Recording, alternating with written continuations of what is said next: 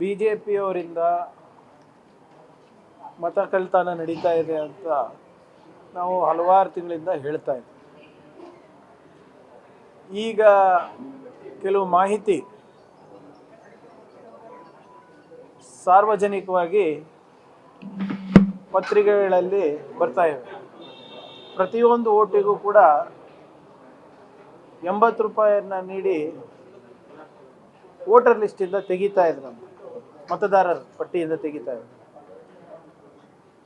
ರಾಹುಲ್ ಗಾಂಧಿ ಅವರು ಹೇಳಿದಾಗ ಭಾಳಷ್ಟು ಜನ ಟೀಕೆ ಮಾಡಿದ್ರು.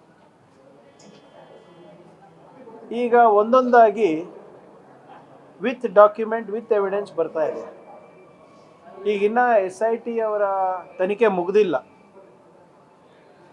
ನನ್ನ ಮಾಹಿತಿ ಪ್ರಕಾರ ಇನ್ನೂ ಒಂದು 10 ದಿನ 2 ವಾರ ಆಗ್ಬೋದು. ಸಾಕಷ್ಟು ಸಾಕ್ಷಿಗಳು ಸಿಕ್ಕಿದೆ ಅಂತ ಕೂಡ ಮಾಹಿತಿ ಇದೆ.